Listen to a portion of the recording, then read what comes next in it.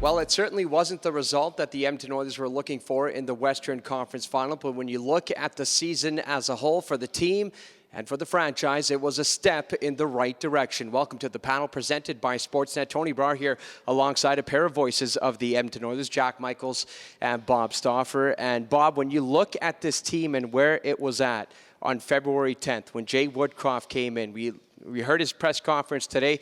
He said habits were well under pressure. We saw that come to fruition throughout the playoffs.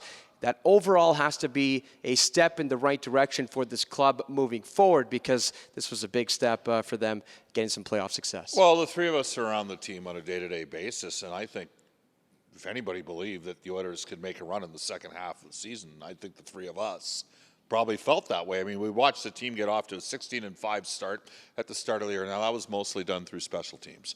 Then the COVID and the injuries hit during the 2-11-2 stretch. They were 5-0-1 and then dropped a couple games and the coaching change was made. Obviously, we had a situation where, despite the good work that Dave Tippett and Jim Playfair had done over the 2.5 previous years, Jay Woodcroft and Dave Manson were the right voice. And so, 714 points percentage, final 38 games, one of the top 5 teams in the league, vastly improved 5-on-5 play, overcame some adversity in the series against LA, probably surprised a lot of people with the 5-game series victory against Calgary. And I'll be honest, I thought the series against Colorado was going to be longer. 3 one-goal games. I don't care what anybody says, it was a good year, and they were a good team. And now they got to take another step carrying forward. Yeah, Jack, we heard Ken Holland speak today as well, and he simply said, we got beat by a better team in Colorado. Well, I mean, Colorado won 56 games during the regular season, and Edmonton won 57 during the regular season and the postseason. But I still think we're having a much different conversation today than we would have had Edmonton not rescued itself from that first-round series against the Los Angeles Kings. Going into Game 6, the Oilers were down 3-2, and this core group had lost 10 of the 13 playoff games in which it had played. And they were able to deliver, I thought, their most complete effort of the entire season in Game 6, with Connor McDavid potentially playing the best game he's ever played in Game 6 to get a hard-earned win in LA, and then it didn't come easy in Game 7 back at home ice. Jonathan Quick kept the Kings in it for 55 minutes. And again, it was McDavid scoring what proved to be the deal sealer in Game 7. And then that catapulted them, and all of a sudden a team that had lost 10 of 13 playoff games won 6 of 7, including a 5-game series win over the Calgary Flames, which I think stamps this season as a success no matter what. Winning the Battle of Alberta, maintaining the general world order in terms of Edmonton winning 5 of 6 Battle of Alberta playoff series. It's important to the team. It's important to the organization. It's important to the city.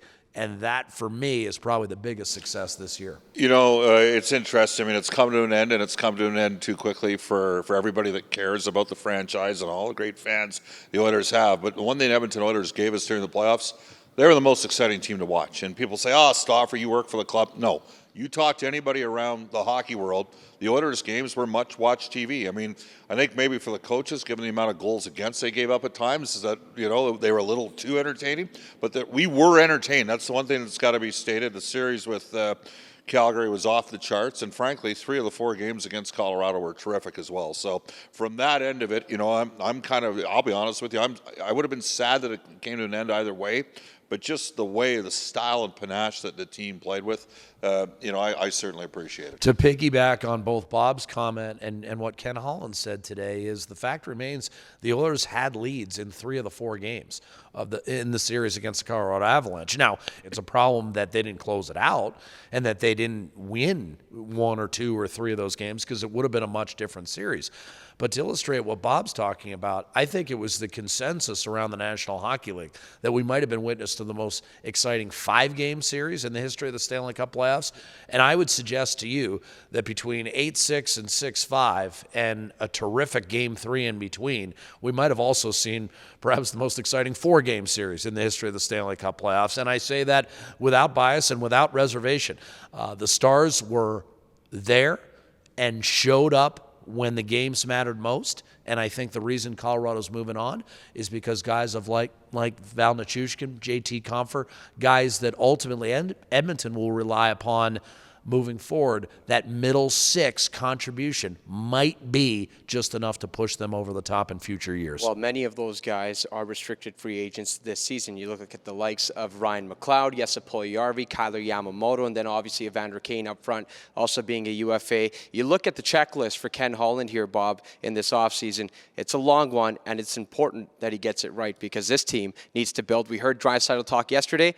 In 2017, they also went far in the playoffs in the second round, but they failed to continue moving forward. Yeah, the number one priority for Edmonton is they need to get a resolution in goal one way or the other. So Mike Smith, he's 40. He showed a lot of emotion at the end of that loss. He does have a 2-year deal. He's got another year left in his term, but he also battled through a lot of injuries this year. So they got to find out one way or the other what they got going on in goal. That's number one. Kane and Kulak for me are the two primary free agents that they got to focus in on. I think it's a slam dunk Kulak gets done. It just makes way too much sense, and the price point's going to be really realistic. Evander Kane, depending upon what comes down with an arbitrator, he could end up having 30 different teams interested in him. McLeod and Yamamoto are no issues there, and Ken Holland sort of opened up a little bit of a window into sort of the insight with Jesse Puljujarvi. We'll wait and see what happens there. How important is Brett Kulak for you here, Jack? Well, I think he's certainly a stabilizing influence on the back end. But as Bob mentioned, the primary resolution has to be in net. I mean, ultimately, you've got a 40-year-old goaltender who was effective in the playoffs, in my estimation, largely because he didn't play 55 or 60 games during the regular season. And while it was difficult for Edmonton to navigate all that time he was hurt, it ultimately paid off for them down the stretch. When he got hot, went 9-0 in April and carried it forward in the postseason. If he's relied upon to play 55 or 60 games, I mean, you heard Ken Holland say, I'm not sure that's realistic at age 40.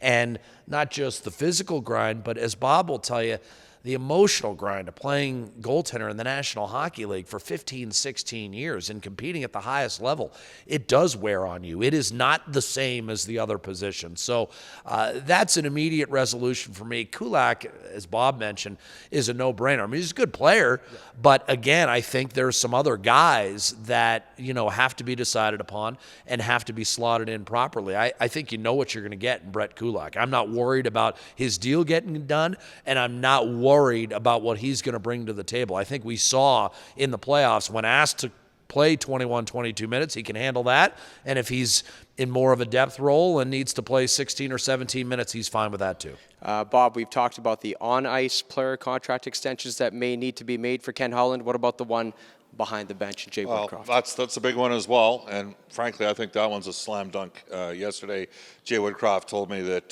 he's represented by Francois Giguère, who's the former general manager of the Colorado Avalanche, and it's a while ago, but that would be back in the early 2000s. Both Jay and Dave Manson obviously made a significant contribution. I think they worked well with Glenn Gulletson. I think Glenn's an important guy.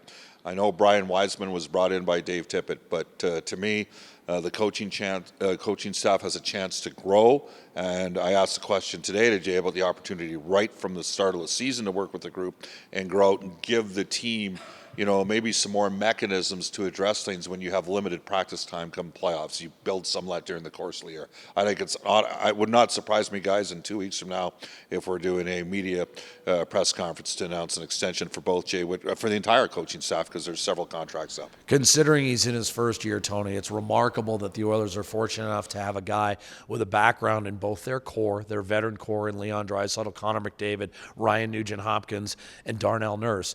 And then the young guys coming up, Kyler Yamamoto, Evan Bouchard, Ryan McLeod.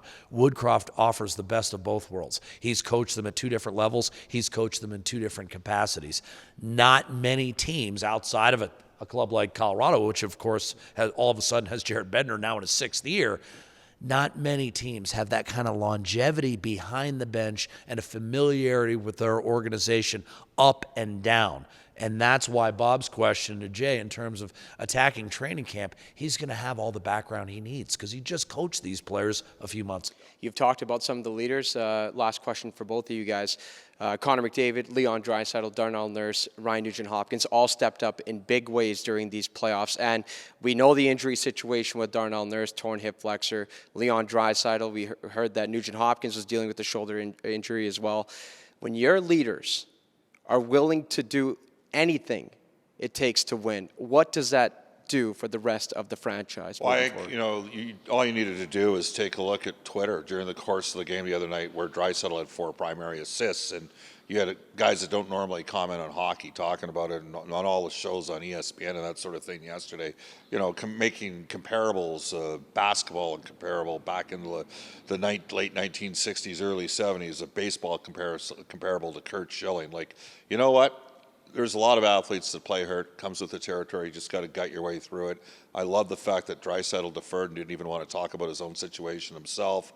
We know there were a lot of guys playing banged up on both teams, but one of the lasting memories for me, Connor was brilliant in the playoffs. That's a given. Leon and Darnell, and there were some people that were on Darnell a bit. I think we knew how significantly he was compromised out there. I think it speaks, to where this group can go collectively, given the amount of care. You got to care, and they cared. For me, it's the unique nature of the Stanley Cup playoffs. It's the unique nature of our sport. It's what makes the National Hockey League so special. There is no other sport where you find out after the fact these dramatic kind of injuries. Kurt Schilling, it's obvious. It's on the video, and it's talked about in other sports. There's an injury report in the National Football League. I'm not suggesting those athletes in those other sports lack courage. They obviously are just as courageous as those in the National Hockey League. But for me, the Stanley Cup playoffs does offer that unique aspect of finding out after the fact just how compromised these players were. Darnell Nurse, the engine when you're a hockey player is your hips. To have a torn hip flexor, I talked with one of our colleagues today, and he goes, I don't even know how that's possible to suit up. And in terms of Connor McDavid and Leon Draisaitl, I'd say it goes beyond the physical rigors of the Stanley Cup playoffs. I thought it was very interesting, and the takeaway for me from some of the exit meetings that we were able to observe is Duncan Keith looking at Connor McDavid, admiringly so. Here's a guy who's won everything there is to win in the National Hockey League, couple of Norrises, 3 cups, you name it, Olympic gold medals, and he's saying, the biggest takeaway I take is watching this guy prepare. That really hit home with me, that a guy soon to be 39 years of age who's assumedly seen it all in this league found something else that he wasn't quite sure of, and that's Connor McDavid and Leon Draisaitl and the leaders' work ethic in this organization. It can only mean positive things moving forward, especially when you hear a guy like Connor McDavid saying, hey, we took a step, but that's all it is. Well, it's an age-old saying that is applicable to the Stanley Cup playoffs. Leaders lead. And throughout the year, 2 leaders on the panel led all throughout. Thanks so much for making it another memorable season. At least in our own mind. I'll slip you the 20 later. For Bob Stauffer and Jack Michaels, I'm Tony Barr signing off for one last time on the panel presented by Sportsnet.